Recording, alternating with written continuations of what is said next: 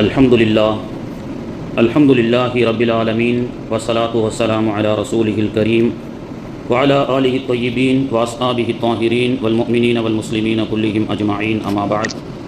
قال الله تبارك وتعالى في كلامه القديم وفرقه الحميد أعوذ بالله من الشيطان الرجيم بسم الله الرحمن الرحيم يا أيها الذين آمنوا اتقوا الله حق تقاته ولا تموتن إلا وأنتم مسلمون واعتصموا بحبل الله جميعا ولا تفرقوا واذكروا نعمة الله عليكم إذ كنتم أعداء فألف بين قلوبكم فأصبحتم بنعمته إخوانا صدق الله ومولانا العظيم. قال نبينا صلى الله عليه وسلم المسلم من سلم المسلمون باللسانه ويده أو كما قال عليه والصلاة والسلام. அளவற்ற அருளாளனும் நிகரற்ற அன்புடையோனுமாகிய எல்லாம் வல்ல அல்லாஹுவின் திருநாமத்தால் போற்றி ஆரம்பம் செய்கிறேன்.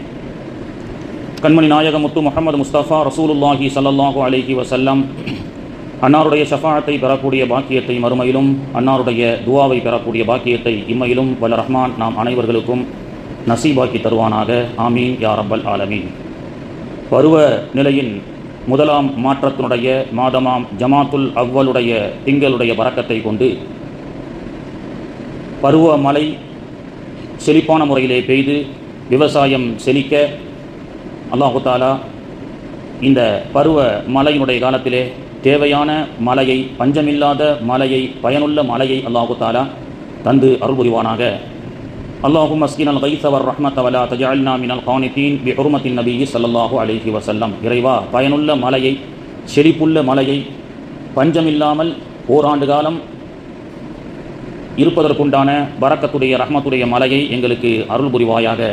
நபி ஸல்லல்லாஹு அலைஹி வஸல்லமுடைய ஹுர்மத்தை கொண்டு இன்று இந்த புனிதமான ஜும்மாவுடைய நாளிலே இறைவனிடத்திலே நாம் துஆ செய்துவிட்டு, கண்ணியத்திற்குரியவர்களே, நம்முடைய கடந்த காலங்களிலே நம்முடைய சமூகம் கல்வியில் முன்னேற்றம் அடைய வேண்டும், அரசியல் அதிகாரம் நமக்கு வேண்டும், பொருளாதாரத்தில் பலம் ஏற்பட வேண்டும், அனைத்து துறை சார்ந்த துறைகளிலும் திறமைசாலிகள் உருவாக்கப்பட வேண்டும் என்பதை போன்ற விழிப்புணர்வுகள் கடந்த ஒரு 30 ஆண்டுகளாக நம்முடைய சமுதாயத்தில் செய்யப்பட்டு கொண்டே இருக்கிறது. எல்லோரும் படிக்க வேண்டும், பொருளாதாரத்தில் முன்னேற்றம் அடைய வேண்டும், அனைத்து துறைகளை சார்ந்த துறைகளிலும் இஸ்லாமிய இளைஞர்கள் சென்று நல்ல முறையில் இந்த சமூகத்தை வழிநடத்த வேண்டும், அரசியல் அதிகாரம் நமக்கு வேண்டும் என்றெல்லாம் 30 ஆண்டுகளாக ஒரு விழிப்புணர்வு பிரச்சாரம் செய்யப்பட்டு அல்லாஹ்வுடைய கிருபையில் இன்னைக்கு நிறைய பேர் படிக்க ஆரம்பித்து விட்டார்கள்.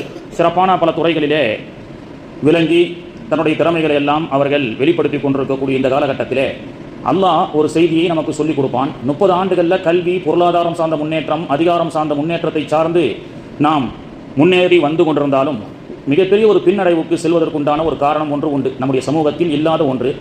அதை அல்லாஹ் தஆலாவே குர்ஆனில் நேரடியாக சொல்லிக் கொடுக்கின்றான். அது என்ன என்று பார்ப்பதற்கு முன்பு, உலகத்திலேயே 313 நபர்கள் மட்டும்தான் ஈமான் இஸ்லாத்தை ஏற்றுக்கொண்டிருந்தார்கள். பெருமானாருடைய அந்த அவையில் 313 சஹாபாக்கள் மட்டும்தான் இருந்தார்கள். அந்த 313 பேரும் பொருளாதாரத்தில் பெரும் முன்னேற்றம் அடைந்தவர்களாக இல்லை. அவர்கள் தகுந்த வாகனம் இல்லை, சரியான போருக்குண்டான கருவிகள் இல்லை, ஆயுதங்கள் இல்லை, பொருளாதாரத்திலும் பின்னடைவாகத்தான் இருந்தார்கள். எண்ணிக்கையிலும் 313 என்ற குறைவான மக்களாகத்தான் இருந்தார்கள். ஆனால் அவர்களை எதிர்த்து வந்த 1000க்கும் மேற்பட்ட மக்களை வீழ்த்தி அடித்தார்கள் என்ற வரலாறை, பத்ரு என்ற யுத்தத்தை பற்றி அல்லாஹ் குர்ஆனிலே சொல்லி காட்டுகின்றான். அப்படி என்றால் பொருளாதாரம் இல்லாத போது, ஆயுதங்கள் இல்லாத போது அவர்களுக்கு இருந்த ஒரு கருவி என்னவென்று சொன்னால், அவர்களுக்கு இருந்த ஒரு வெற்றியினுடைய தாரக மந்திரம் என்னவென்று சொன்னால் ஒற்றுமை. குறைந்த மக்களாக இருந்தாலும் அது ஒற்றுமையாக செயல்பட்டால் அந்த சமூகம் எப்பொழுதுமே வெற்றி பெறும். அதிகமாக அந்த நம்முடைய சமூகத்தில் இருக்கிறார்கள், பொருளாதாரத்தில் பெரும் முன்னேற்றம், உலகத்தில் டீசல் பெட்ரோல் கொளிக்கக்கூடியது, அரபுலகத்திற்கு அல்லாஹ் கொட்டி வளத்தை இஸ்லாமிய மக்களுக்கு கொடுத்தான். ஆனால் ஒற்றுமை என்ற இந்த ஒன்று இல்லாத காரணத்தினால் நாம் கல்வியில் முன்னேற்றம் அடைந்தாலும், அதிகாரத்தில் முன்னேற்றம் அடைந்தாலும், ஆட்சி அதிகாரம், அனைத்து துறையை சார்ந்த திறமைசாலிகளை எல்லா துறைகளிலும் நம்முடைய சமூக மக்களை நாம் வழிநடத்த செய்தாலும் ஒற்றுமை என்பது இல்லை என்று சொன்னால் இந்த சமூகம் பின்னடைவு தான் ஏற்படும் என்று அல்லாஹ் குர்ஆனிலே சொல்லி காட்டுகின்றான். அந்த பின்னடைவை தான் நாம் இப்பொழுது சந்தித்து வருகின்றோம். குர்ஆனில் அல்லாஹ் சொல்கிறான், யா அய்யுஹல்லதீன ஆமனூ, ஓ ஈமான் கொண்ட மக்களே, இத்தகுல்லாஹ ஹக்க துகாத்திஹி, அல்லாஹுவை எப்படி அஞ்ச வேண்டுமோ அப்படி அஞ்சுங்கள். வலா தமூதுன்ன இல்லா வ அன்தும் முஸ்லிமூன், முஸ்லிம் அல்லாதவர்களாக நீங்கள் மரணித்து விடாதீர்கள். வஅதஸிமூ பிஹப்லில்லாஹி ஜமீஆ, ஒற்றுமை என்னும் கயிற்றை பற்றி பிரித்துக் கொள்ளுங்கள். வதுகுரு நிஅமத்தல்லாஹி அலைக்கும், அல்லாஹ்வுடைய நியாமத்தை நீங்கள் நினைத்து பாருங்கள். அல்லஃப பைன குலூபிக்கும், உங்களுக்கு மத்தியிலே கல்வை ஒன்றுபடுத்தி ஏகத்துவம் என்ற அந்த இஸ்லாத்தின் பால் நிற மத வேறுபாடு இல்லாமல் அல்லாஹ் தானே உங்களை ஒன்றிணைத்தான் என்று ஒற்றுமையை வலியுறுத்தி குர்ஆன் ஷரீஃபிலே அல்லாஹு தஆலா ஆயத்தை இறக்குகின்றான். ஹிஜ்ரி 2ல் பத்ர் யுத்தம் நடைபெறுகிறது. 313 சஹாபாக்கள் தான், எதிர்த்தவர்கள் 1000 பேர். ஆனால் அந்த 313 சஹாபாக்களிடத்தில் கல்வி தரம் இல்லை, பொருளாதாரத்தில் பெருங்கொண்ட செல்வம் படைத்தவர்களாக இல்லை, வறுமை கோட்டுக்கு கீழே தான் இருந்தார்கள். ஆயுதங்கள் இல்லை, ஆனால் அல்லாஹ் வெற்றியை கொடுத்தான். எதனால்? அந்த 313 சஹாபாக்களுடைய ஒற்றுமை என்ற அந்த கயிற்றை பற்றி பிடித்த காரணத்தினால் அல்லாஹ் அவர்களுக்கு 5000 மலக்குகளை கொண்டு வெற்றி கொடுத்ததாக குர்ஆனிலே சொல்லி காட்டுகின்றான். அதே ஒரு ஆண்டு கழித்து ஹிஜ்ரி 3 உஹது என்ற யுத்தம் நடைபெறுகிறது.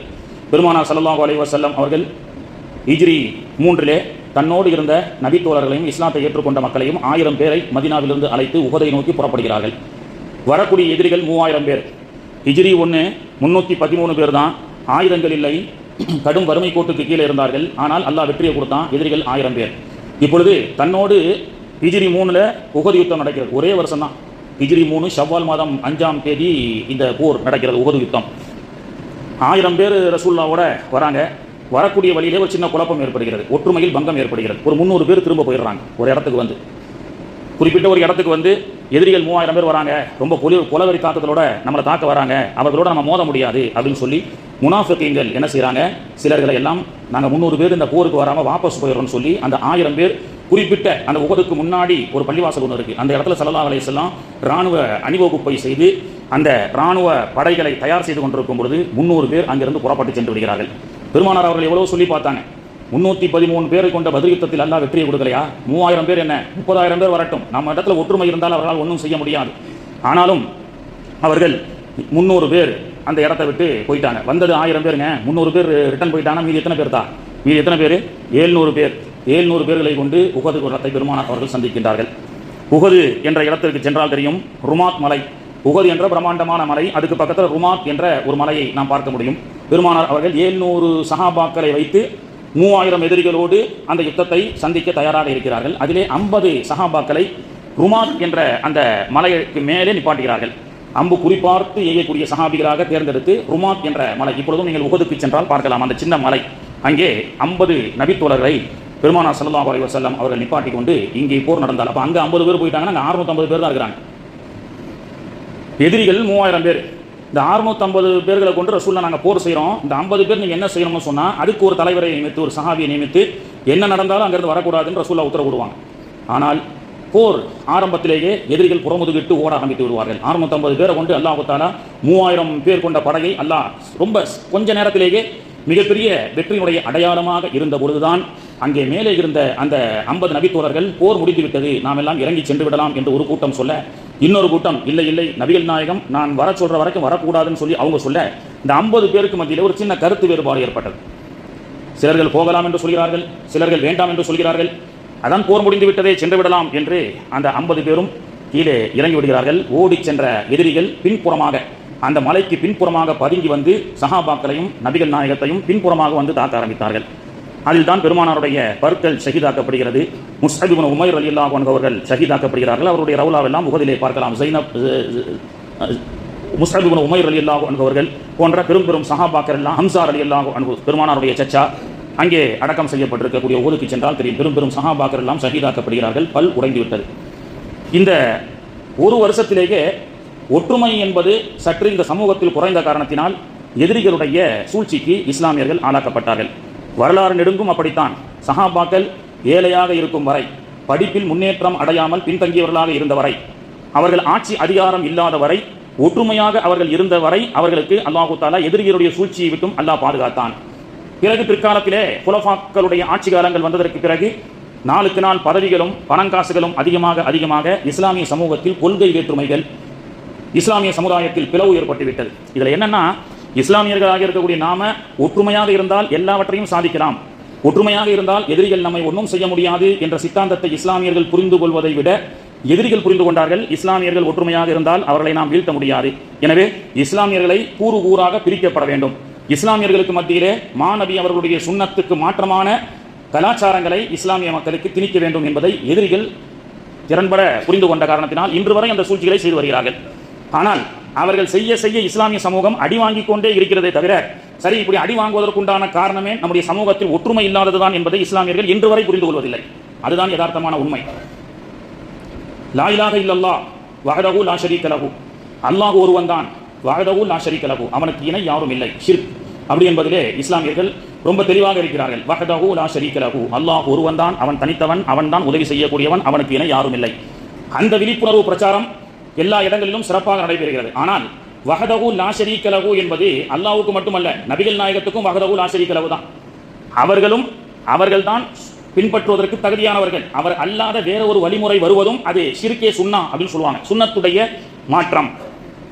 ஸ்பெயின் இஸ்லாமிய சாம்ராஜ்யத்தை கொண்ட நாடாக ஸ்பெயின் இருந்தது. ஆனால் ஒரு காலத்திலே ஸ்பெயின் இஸ்லாமிய சாம்ராஜ்யத்திலிருந்து உடையப்பட்டதற்குண்டான காரணத்தை பல வரலாற்று காரணங்களை சொன்னாலும் ரெண்டு தான் முக்கியமான காரணம். ஒன்று, ஸ்பெயினில் இருந்த பெரும் பெரும் அரசர்களுக்கெல்லாம் மது, மாது, சூது போன்ற உலக களியாட்டங்களை, வேற கலாச்சாரத்தை, சுன்னத் அல்லாத மற்ற கலாச்சாரத்தை பக்கமாக அந்த அரசர்கள் அதில் மதிமயங்கி கிடந்ததும், அங்கே பொதுமக்களாக இருக்கக்கூடிய மக்களுக்கு மத்தியிலே கொள்கை பரப்பு, கொள்கை வேற்றுமை ஏற்பட்ட காரணத்தினால் பல ஜமாத்துகளாக அங்கே பிரிந்தது. ரெண்டு காரணம் தான். ஒன்று, இஸ்லாம் அனுமதிக்காத மது, மாது, சூது போன்ற விஷயத்தில் பணக்காரர்கள் ஈடுபட்டார்கள், வெகுஜன மக்கள் கொள்கையால் பிரிக்கப்பட்டார்கள். இந்த ரெண்டு விஷயத்தை கொண்டுதான் இஸ்லாமிய சாம்ராஜ்யம் என்று சொல்லப்பட்ட ஒரு மிகப்பெரிய ஸ்பெயின் என்ற நாடே உடைந்ததை நம்மால் பார்க்க முடிகின்றது. அப்போ கண்ணியத்திற்குரியவர்களே, எதிரிகள் நன்றாக புரிந்து கொண்டார்கள். இஸ்லாமிய இளைஞர்களுக்கு மத்தியிலே சுன்னத்துக்கு மாற்றமான மது, மாது, விபச்சாரம் போன்ற விஷயங்களுடைய கலாச்சாரத்தை இஸ்லாமிய வாலிபர்களுக்கு புகுத்துவதும், இஸ்லாமிய வெகுஜன மக்களுக்கு மத்தியிலே வேற்றுமையை ஏற்படுத்தி அவர்களுக்கு மத்தியிலே பல ஜமாத்தாக கூறு போடுவதும், அவர்களை ஒற்றுமை இல்லாமல் இருக்கும் வரை உலகத்தில் செய்யக்கூடிய இஸ்லாத்துக்கு எதிராக செய்யக்கூடிய சூழ்ச்சிகளுக்கு இஸ்லாமியர்கள் இரையாக்கப்பட்டுக் கொண்டிருக்கின்றார்கள். அப்படி ஒற்றுமை இல்லாமல் ஒரு இஸ்லாமிய சமுதாயம் கல்வியில் முன்னேற்றம் அடைந்தாலும், ஆட்சி அதிகாரத்தை அவர்கள் பெற்றாலும், பொருளாதாரத்தால் பலத்தை ஏற்படுத்தி கொண்டாலும், ஒற்றுமை என்ற ஒரு விஷயம் இந்த சமூகத்திற்கு இல்லாதவரை இந்த சமூகத்தை எப்படி வேண்டுமானாலும் பலி போடலாம் என்று எதிரிகள் திட்டமிட்டுக் கொண்டார்கள். ஆனால் இஸ்லாமிய மக்கள் தான் இன்னும் புரிந்து கொள்ளாமல் இருந்து கொண்டிருக்கின்றார்கள். கண்ணியத்திற்குரியவர்களே, அதனால் தான் பெருமானார் ஸல்லல்லாஹு அலைஹி வஸல்லம் அவர்கள் நமக்கு ஒற்றுமையை பற்றி வலியுறுத்துகிறார்கள். குர்ஆன் நேரடியாக சொல்லி காட்டுகின்றது. குர்ஆன் வஅதஸிமூ பிஹப்லில்லாஹி ஜமீஆ, ஒற்றுமை என்னும் கயிற்றை பற்றி பிடித்துக் கொள்ளுங்கள், ஹக்க துகாத்திஹி வலா தமூத்துன்ன இல்லா வ அன்தும் முஸ்லிமூன், முஸ்லிமாக நீங்கள் மௌத்தாகுங்கள் என்று குர்ஆன் நமக்கு சொல்லி காட்டுகின்றது. கண்ணியத்திற்குரியவர்களே, உலகத்தில் இரக்கத்தையும் சகோதரத்துவத்தையும் சொல்லிக் கொடுத்த இஸ்லாமிய மதம்தான் இன்று பயங்கரவாதம் என்று எதிரிகளால் மத சாயம் பூசப்பட்டுக் கொண்டே இருக்கின்றது. இன்று குழந்தைகள் தின விழா நவம்பர் 14 சில்ட்ரன்ஸ் டே அப்படின்னு சொல்லப்பட்டது. சில்ட்ரன்ஸ் டே 1400 ஆண்டுகளுக்கு முன்பு பிறந்த பெண் குழந்தையை உயிரோடு பிதைக்கக்கூடிய கொடுங்கோல் மக்களாக வாழ்ந்து கொண்டிருக்கப்படக்கூடிய அந்த மக்களுக்கு மத்தியிலே மாணவி ஸல்லல்லாஹு அலைஹி வஸல்லம் அவர்கள் குழந்தை என்று சொன்னால் என்ன, பிள்ளைகளுடைய சிறப்புகள் என்ன என்பதை பெருமானார் அவர்கள் சொல்லி காண்பித்தார்கள். 1400 ஆண்டுகளையும் கடந்து திரும்பும் திசையெல்லாம் திரு நபியின் செயல் மணக்கும் என்று சொல்லுவோமே, சமீபத்திலே உத்தரப்பிரதேஷ் என்ற மாநிலத்திலே அரசாங்க மருத்துவமனையிலே சின்ன பிள்ளைகளுக்கெல்லாம் வென்டிலேட்டர் ஆக்சிஜன் பற்றாக்குறை ஏற்பட்டு பிள்ளைகள் எல்லாம் மூச்சு திணறலால் இறந்து போகக்கூடிய நேரத்திலே கஃபீல் கான் என்ற ஒரு சிறப்பான இஸ்லாமிய மருத்துவர் என்ன செய்தார், தன்னுடைய சொந்த செலவிலே ஆக்சிஜனை வாங்கி பல குழந்தைகளை காப்பாற்றியதை நாம் பார்த்து வந்தோம். ஆனால் அந்த கஃபீல் கான், அவரை நீங்கள் ஹீரோவாக மதிக்கணும்னு அவசியம் இல்லை, ஆனால் அவரையே தீவிரவாதி என்று அதே அரசாங்கம் அவரையே ஜெயிலில் தள்ளியதைத்தான் இந்த இந்திய தேசத்திலே நம்மால் பார்க்க முடிகிறது. உண்மையிலேயே இந்தியாவில் சில்ட்ரன்ஸ் டே அதை ஒருத்தரை கதாநாயகனாக வைத்து அவருடைய புகைப்படத்தை வாட்ஸ்அப் பேஸ்புக்கில் வைக்க வேண்டும் என்று சொன்னால் அதற்கு தகுதியானவர் இந்த 5 ஆண்டுகளிலே கஃபீல் கான் தான். ஏனென்றால் நூற்றுக்கணக்கான குழந்தைகள் ஆக்சிஜன் பற்றாக்குறையால் இறந்து கொண்டிருக்கும் பொழுது அந்த மருத்துவமனையிலே வேலை செய்த சக மருத்துவர்களாக அவர் உயிரிழப்பை சர்வ சாதாரணமாக பார்க்காமல் கிட்டத்தட்ட தன்னுடைய சொந்த காசை கொண்டு உடனடியாக ஆக்சிஜன் சிலிண்டரை வரவழைத்து அந்த மருத்துவமனையில் இருக்கப்பட்ட சில குழந்தைகளை காப்பாற்றினார் என்று சொன்னால் நிச்சயமாக இந்த சுன்னத், இந்த குழந்தைகள் மீது வைக்கப்படக்கூடிய பாசத்துடைய சுன்னத், பெருமானார் தன்னுடைய பேர குழந்தைகளை கொஞ்சி குலாவி விளையாடி கொண்டிருக்கும் பொழுது ஒரு காட்டரவி வருவார், யா ரசூலல்லாஹ், நீங்கள் குழந்தைகளோடு தன்னுடைய பேர குழந்தைகளோடு நீங்கள் முத்தமிட்டு கொஞ்சி விளையாடி கொண்டிருக்கின்றீர்கள். சில நேரங்களிலே அந்த பேர குழந்தைகளுக்கு நீங்கள் யானையாக மாறி குதிரையாக மாறி உங்கள் புனிதமிகு மேனியினுடைய முதுகிலே அந்த குழந்தைகள் சவாரி செய்யக்கூடிய வாக்கியத்தை அல்லாஹ் கொடுத்தான். அவர் வந்து ஆச்சரியமாக பார்த்துவிட்டு சொல்வார், மாணவி அவர்களே, நீங்கள் இந்த குழந்தையை கொஞ்சி விளையாடி உங்களுடைய பேர குழந்தையை பார்ப்பது எனக்கு ஆச்சரியமாக இருக்கிறது. ஏன் தெரியுமா, எனக்கு 10 குழந்தைகள் உண்டு. 10 குழந்தைகள் எனக்கு உண்டு, ஒரு குழந்தையை கூட எடுத்து நான் கொஞ்சியதில்லை அப்படின்னு சொல்லி அவர் சொல்லும் பொழுது மாணவி அவர்கள் சொல்வார்கள், உன்னுடைய உடலிலே அல்லாஹ் கல்லை வைத்தான், என்னுடைய உடலிலே அல்லாஹ் கல்வை வைத்தான் என்று சொல்லி கொடுப்பார்கள். பிஞ்சி குழந்தைகள் கூட 63 ஆண்டுகளிலே இந்த மார்க்கத்தினுடைய இந்த ஏகத்துவ தௌஹீதுடைய பிரச்சாரத்துடைய நேரத்தை தாண்டி தன் வீட்டு பிள்ளைகளோடு, பிள்ளைகள் என்று சொன்னால் இன்பம், பேர பிள்ளைகள் என்றால் பேரின்பம் என்று பெருமானார் அவர்களுடைய அந்த வரலாற்றை பார்த்து நமக்கு எழுதி கொடுப்பார்கள். கண்ணியத்திற்குரியவர்களே, இப்படித்தான் பெருமானார் அவர்கள் அற்புதமான இஸ்லாமிய மாடலை, இஸ்லாமிய வழிமுறையை நமக்கு கற்றுக் கொடுத்தார்கள். இஸ்லாம் என்று சொன்னால் டெஃபினிஷன் என்ன? அல் முஸ்லிமு மன் சலிமல் முஸ்லிமூன பில் லிசானிஹி வயதிஹி. முடிஞ்சு போச்சு. முஸ்லிம் என்று சொன்னால் யார்? What is the definition of Islam, முஸ்லிம் என்பதற்கு பெருமானார் அவர்கள் சொல்லிக் கொடுக்கக்கூடிய ஹதீஸ் நமக்கு எல்லாம் தெரியும். அல் முஸ்லிமு மன் சலிமல் முஸ்லிமூன பில் லிசானிஹி வயதிஹி. ஒரு முஸ்லிம் என்று சொன்னால் தன்னுடைய நாவாலோ கரத்தாலோ அடுத்தவனுக்கு துன்பம் கொடுக்காதவன் தான் இஸ்லாமியன். பெருமானார் அவர்கள் நமக்கு கற்றுக் கொடுத்தார்கள். ஆனால் சமீப காலமாக குறிப்பிட்ட சில குண்டுவெடிப்புகளும் பொதுமக்கள், அப்பாவி மக்களை கொலை செய்யக்கூடிய இது போன்ற குற்றவியல் செயல்கள் இந்திய தேசத்திலோ உலகத்திலோ நடந்தால் அதில் நடந்த சில மணி நேரத்திலேயே குற்றவாளிகள் யார் என்று மக்கள் செய்தித்தாளை புரட்டினால் அது இஸ்லாமியர்கள் தான் செய்தார்கள் என்று மிகப்பெரிய ஒரு பொய்களை நாளுக்கு நாள் சொல்லிக்கொண்டே இருக்கின்றார்கள். புல்வாமா தாக்குதலாக இருக்கட்டும், அதே போன்றுதான் பகல்கம் தாக்குதலை சொன்னார்கள், இஸ்லாமிய தீவிரவாதிகள் தான் இந்த தாக்குதலை நடத்தினார்கள் என்று. ஆனால் அதிலே பாதிக்கப்பட்ட மக்கள் வெளியே வந்து என்ன சொன்னார்கள்? இல்லை இல்லை, இஸ்லாமியர்கள் தான் எங்களை காப்பாற்றினார்கள், தொப்பி வைத்து தாடி வைத்த குதிரை ஓட்டக்கூடிய இஸ்லாமியர் தான் எங்களை ரயில் நிலையம் வரை எங்களை பாதுகாத்து அழைத்து வந்தார், இந்த டாக்ஸி டிரைவர் தான் எங்களை பாதுகாத்தார் என்று மீண்டும் மீண்டும் இஸ்லாமிய ஒரு சமூகத்தின் மீது செய்யப்படக்கூடிய ஒரு கொலைவரை தாக்குதலை ஒரு இனவெறி தாக்குதலாக இஸ்லாமியர்கள் தான் செய்தார்கள் என்று ஒரு மத சாயம் பூசி வரக்கூடிய இந்த பச்சை பொய்கள் இருக்கின்றது. இவர்கள் காலம் காலமாக சொல்லி வந்தாலும் அல்லாஹ் பொதுமக்களுக்கு மத்தியிலே அந்த சாயத்தை வெறுக்க செய்து கொண்டே இருந்தான். செங்கோட்டையில் நடைபெற்ற சம்பவம் அப்படித்தான். ஒரு ஓனாய் ஊருக்குள்ள வந்து பெரிய அட்டகாச நைட்ல வந்து செஞ்சுட்டு போய்கிட்டே இருக்கு.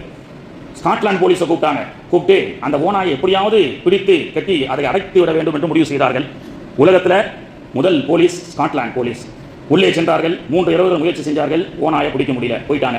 வேற ஒரு நாட்டு போலீஸ்காரர்களை அழைத்தார்கள், அவர்களும் உள்ளே சென்று தேடினார்கள், போராடி அவர்களால் அந்த ஓனாயை பிடிக்க முடியவில்லை. நம்முடைய சிறப்பான இந்திய தேசத்தினுடைய ஒரு மாநிலத்தினுடைய போலீஸ்காரர்களை எல்லாம் அனுப்புனாங்க. போனவங்க 3 நாள் கழிச்சு ஆளே வெளியில வரல. என்னடா ஆள் வெளியில வரலன்னு சொல்லி உள்ளே போய் சென்று பார்த்தால் அங்கே ஒரு மானை பிடித்து கட்டி வைத்து நான் தான் ஓனாய் என்று சொல், நான் தான் ஓனாய் என்று சொல் அப்படின்னு சொல்லி அதை அடிப்பதை பார்த்தார்கள். அப்புறம் அந்த ஆபீசர்லாம் போனவன என்ன சொன்னாங்க? ஓனாய், இதுதான் ஓனாய் என்று ஒரு மானை சொன்னார்கள்.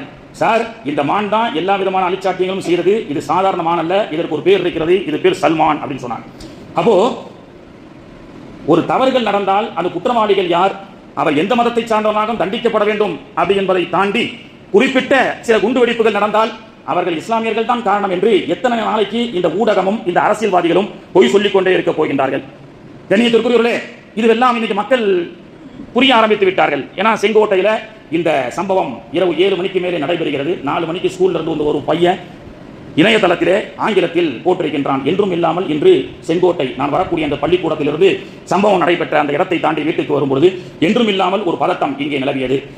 நிறைய போலீஸ் போர்ஸுகள் எல்லாம் இங்கே இருந்தது. எனக்கு பயமாக இருந்தது, இங்கே ஏதோ ஒரு சம்பவம் நடக்க போவதாக அப்படின்னு சொல்லி ஒரு 12ஆம் கிளாஸ் படிக்கக்கூடிய ஒரு மாணவன் அங்கே இருக்கக்கூடிய அந்த அசாதாரண நிலையை பார்த்து அவன் நெட்ல வலைதளத்தில் வந்து போட்டிருக்கின்றான். இந்த சம்பவம் நடக்கிறதுக்கு முன்னாடி ஒரு 4-5 மணிக்கு. அப்போ ஒரு 12ஆம் வகுப்பு படிக்கக்கூடிய மாணவனுக்கு தெரிந்திருக்கிறது இது அசாதாரண நிலையில் உள்ள சூழல் இல்லை அப்படி என்று. அங்கே இருக்கப்பட்ட, அதுவும் டெல்லி இந்தியாவுடைய தலைநகரம், செங்கோட்டை இருக்கக்கூடிய பகுதி, இந்த நடைபெற்ற இந்த தொடர்படியான புல்வாமா, பகல்கம், செங்கோட்டை, இது நடைபெற்ற இந்த அத்தனை இடங்களும் மிலிட்டரி தளங்கள், பாதுகாப்பு, கடுமையான பாதுகாப்பு இருக்கப்படக்கூடிய இடங்களாக பார்த்து நடக்கிறதை பார்த்து இப்பொழுது பொதுமக்கள் நினைத்துக் கொண்டார்கள், எத்தனை நாள் அந்த பாயே அவர் செஞ்சாரு, சல்மானே, அப்துல் காதர், அப்துல் ரஹீம் எத்தனை நாள் சொல்லிட்டு இருக்க போற. 1948 தான் கோச்சே என்ற ஒரு விரோதி இஸ்மாயில் என்று பெயரை குற்றிக் கொண்டு இந்த தேசத்துடைய பிதாவை சுட்டிக் கொன்றான். இந்த நாடகத்தை எத்தனை நாட்கள் நீங்கள் நடத்தி கொண்டிருக்க போகிறீர்கள்? எப்பொழுது உங்களுடைய பாதுகாப்பு துறை கேள்விக்குறியாக ஆக்கப்பட்டதோ, நீங்கள் இந்திய தேசத்திலுடைய அந்த மந்திரி பதவிகளை ராஜினாமா செய்யாமல் இன்னும் குறுக்கு வழியிலே இந்த தேசத்தை ஆள எத்தனை நாட்கள் நீங்கள் முயற்சி செய்ய போகிறீர்கள் என்று மக்களுடைய குரல்கள் கேட்க ஆரம்பித்து விட்டது. கண்ணியத்திற்குரியவர்களே, ஒரு இஸ்லாமியர்கள் எத்தனை ஒரு கம்யூனிட்டியை சார்ந்த ஒரு ரிலீஜியஸ் கடந்த 50 ஆண்டுகளாக எந்த குண்டு வெடிப்புகளாக இருந்தாலும் பயங்கரவாத செயல்களாக இருந்தாலும் அவர்கள் மீதே பழி போட்டுக் கொண்டிருக்கின்றீர்களே. எங்களுடைய ரிலீஜியஸ் சம்பந்தப்பட்ட அந்த குழந்தைகள் பள்ளிக்கூடத்துக்கு சென்றால் தீவிரவாதியாக சக மாணவன் பார்த்துக் கொண்டிருக்கின்றான். வேலை அலுவலகத்துக்கு சென்றால் இஸ்லாமியன் என்று சொன்னால் இவன் பாக்கெட்டில் குண்டு இருக்கிறதா என்று சொல்லக்கூடிய அளவுக்கு நீங்கள் நாளுக்கு நாள் ஒரு பொய்யை மீண்டும் மீண்டும் சொல்வதனால் அந்த பொய் உண்மையாக ஆகாது என்பதை தெரிந்து கொள்ள வேண்டும்.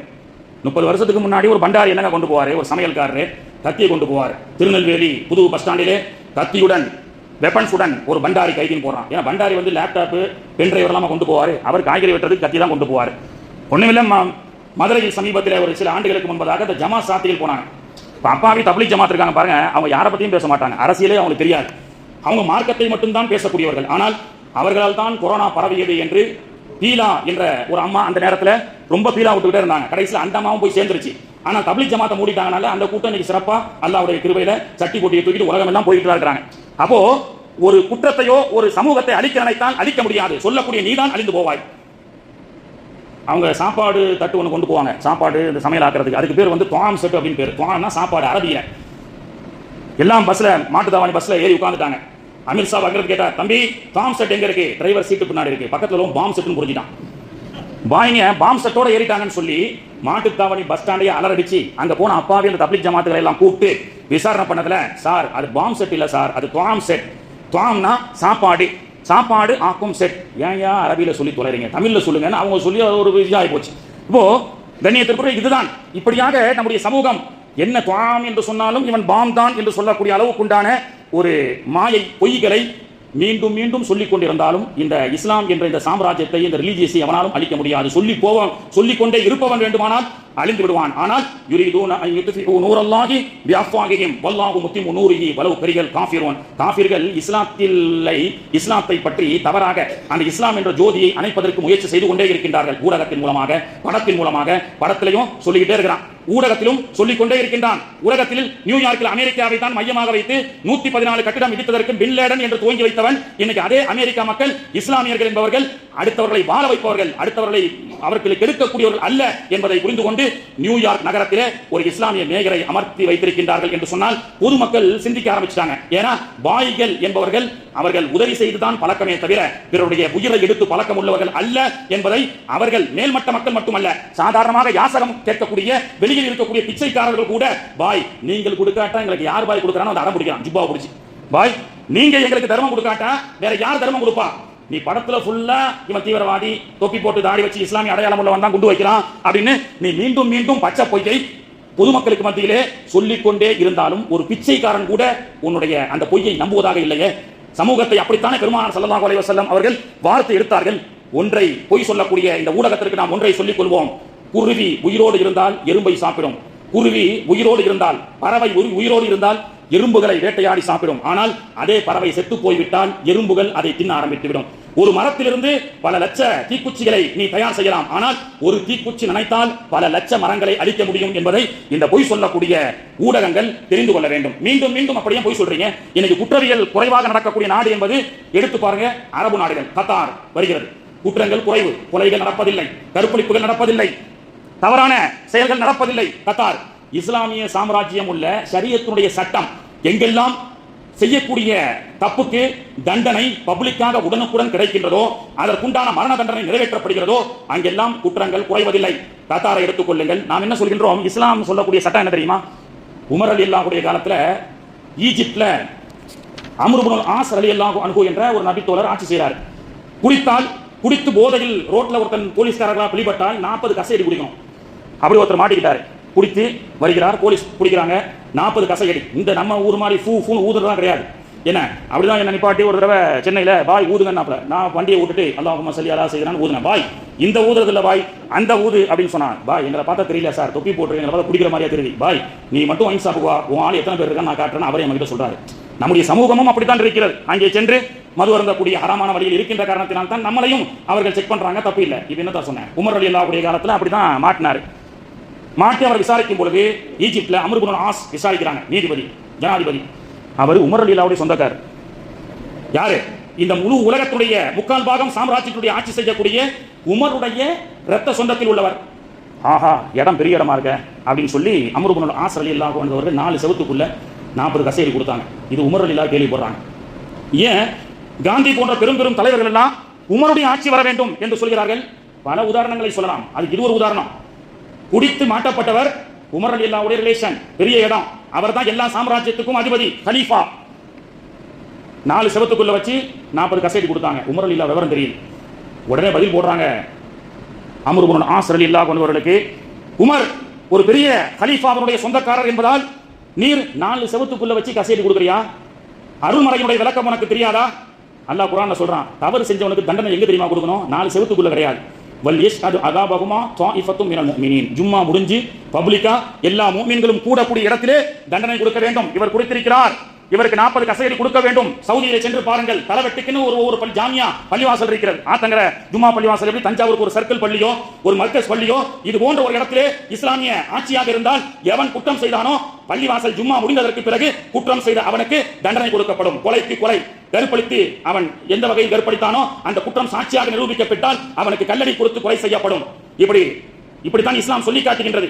உமர் ரலியல்லாஹு சொன்னாங்க, நான் ஒரு பெரிய கலீஃபா என்ற காரணத்தினால், என் சொந்த உறவு என்ற காரணத்தினால் இது பெரிய இடம்னு சொல்லி 4 செவத்துக்குள்ள கொடுக்குறியா? இந்த கசையடி செல்லாது, பப்ளிக்காக கொடு என்று மீண்டும் ஒரு 40 கசையடி உமருடைய உறவை சார்ந்தவர் இவர் கொடுத்திருக்கிறார் என்று சொல்லி மீண்டும் அடிக்க சொன்னார்கள். அதுதான் உமருடைய ஆட்சி.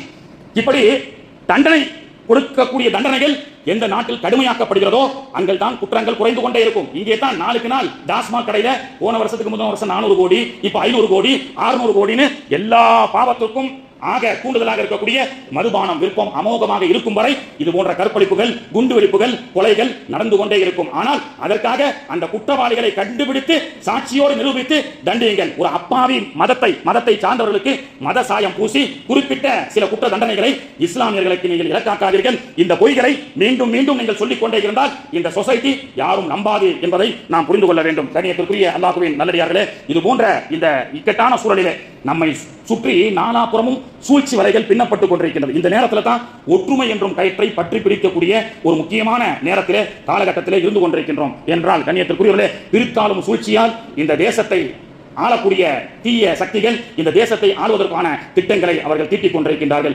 கண்ணியத்திற்குரியவர்களே, அதன் அடிப்படையில் பார்த்தீங்கன்னா SIR ஸ்பெஷல் இன்டென்சிவ் ரிவிஷன், தேர்தல் வாக்காள பட்டியல் தீவிர திருத்தம் கிடையாது. திருத்தம்னு சொன்னா ஏற்கனவே பேர்ல மிஸ்டேக் இருந்தது. போன வருஷம் சொன்ன துல்கிஃபுல், துலுக்கப்புலி இந்த மாதிரி பேர்கள் மாற்றி வைக்கப்பட்டால் அப்படி கிடையாது.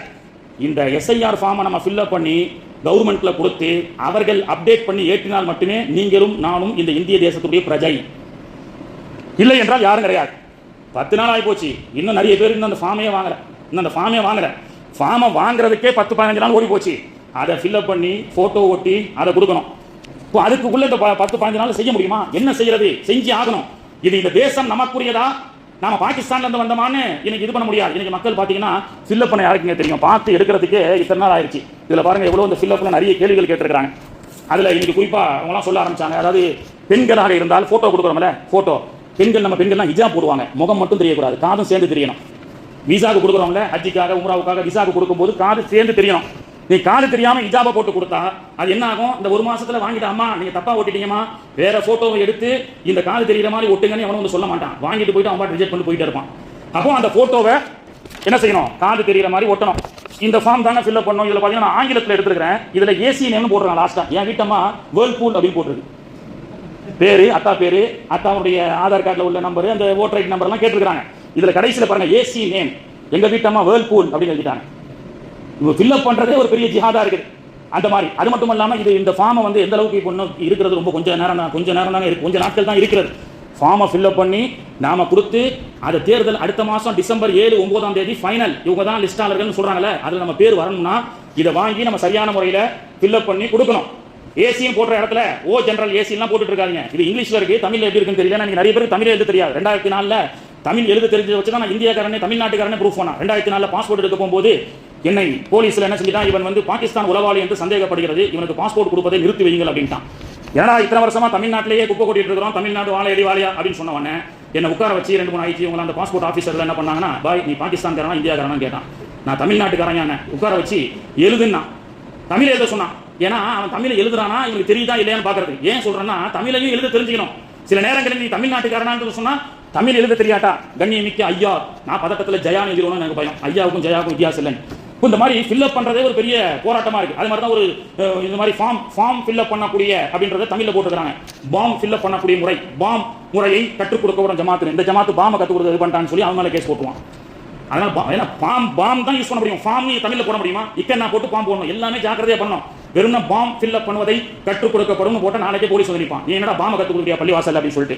அப்ப இக்கன்னா போட்டு தான் பா அப்படின்றத போட வேண்டியது இருக்கு. அப்போ நிறைய ஃபில்அப் பண்றதுக்கு உண்டான இதுக்கே ஒரு தனி நாலேஜ் தேவைப்படுகிறது. பொதுமக்களுக்கு இது எழுத தெரியாது. அதனால என்ன முடிவு பண்றாங்கன்னு சொன்னா, இன்ஷா அல்லாஹ் இந்த வாரத்தில் அநேகமாக நம்ம ஜமாத்துல் உலமா, நம்ம டிஇசி சேம்பர், நம்ம தஞ்சாவூர் ஆற்றங்கரை பள்ளி ஜுமா ஒரு ஆலோசனை நடக்கிறது. அதாவது தஞ்சை வட்டார அல்லது மாவட்டத்தில் இந்த எஸ்ஐஆர் ஃபார்மை எப்படி வாங்கணும், எல்லாம் வாங்கிட்டு வந்துருவீங்க, எப்படி ஃபில்அப் பண்ணணும் அப்படின்றத உலமாக்கள் இது போன்ற படித்த இளைஞர்களை வச்சு அவங்களுக்கு ஒரு ட்ரைனிங் கொடுக்கணும். இது எழுதுறதுக்கு ஒரு கிளாஸ் நடத்தணும், ஃபில்அப் பண்றதுக்கு.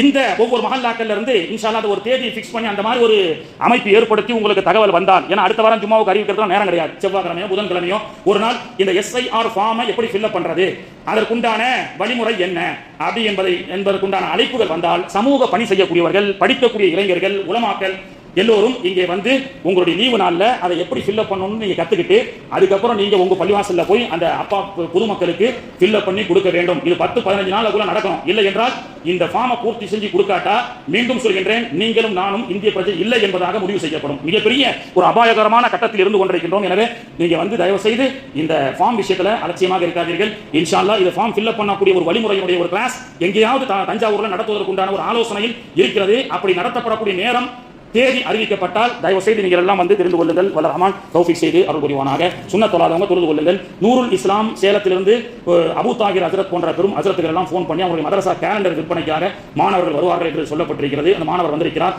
அந்த கேலண்டர் 100 ரூபாய் இன்ஷா அல்லாஹ் முடிஞ்சவங்க வாங்கிக்கணும்.